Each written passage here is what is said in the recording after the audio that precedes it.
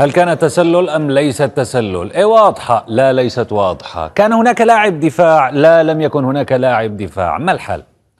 طبعا الحل بنظام التسلل شبه الآلي الذي هو أسرع وأدق، وهذا يرحمنا من هبد الهابدين وتفنيص المفنصين. لذا نثبت 12 أو 16 كاميرا من ال HD في الملعب تتبع الكرة، تلتقط 29 نقطة بيانات من جسد اللاعب، على المنكبين، على الرأس، على الكاحنين، على الركبتين، على كل شيء، بسرعة 50 فريم في الثانية.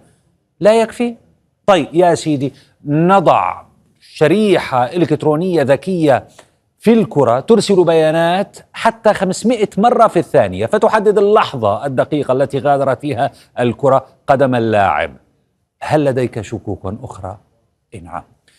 لذا سنستخدم الذكاء الاصطناعي لجمع بيانات الكاميرا والكرة، فنحسب موقع كل لاعب على خط التسلل الافتراضي.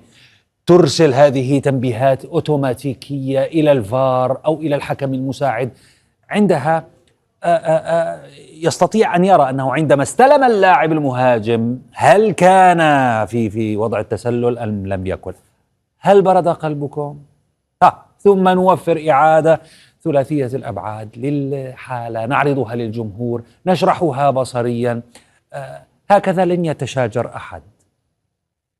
لكن لا يوجد مجال لحدوث خطأ تقني. مثلا أمس في مباراة قطر وسويسرا في الدقيقة 17 احتسب الحكم ركلة جزاء لسويسرا بعد تدخل الحارس محمود أبو ندى على المهاجم السويسري داخل منطقة الجزاء، وسجلت منها طبعا سويسرا هدف التقدم. في الإعادة التلفزيونية كان هناك شبهة تسلل لمهاجم سويسري، هذا هو المهاجم السويسري. انتظر المشاهدون أن تعرض الشاشة الرسوم المتحركة المعتادة لخطوط التسلل من النظام شبه الآلي، لكنها لم تعرض. الحكم قال إنه ليس متسلل ويلا العب. لماذا لم تعرض؟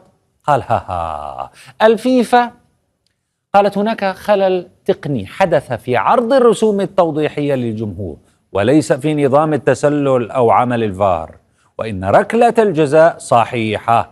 ونشرت هذه الصورة تقول لك هذا هو اللاعب. نشرت كتبت عليها أنها في وضعية اللاعب كانت سليمة. هذه هي الصورة. متابعو كرة القدم شرحوا الصورة تشريحا جيدا. يد المهاجم طبعا كانت خارج الخط. قانون التسلل ماذا يقول؟ شرحته لكم سابقا على فكرة. اليدان خارج الحسابات. لكن انظروا هنا معي، انظروا هنا. قدم اللاعب تلامس الخط، تقبله تقبيلا، تقبله. أنتم أخبروني، وأنا ألبس نظارات أراها من هنا. أنتم أخبروني ما رأيكم؟ فلنرى ماذا قاله المعلقون على هذه الصور وجدل التسلل من عدم التسلل بين قطر وسويسرا.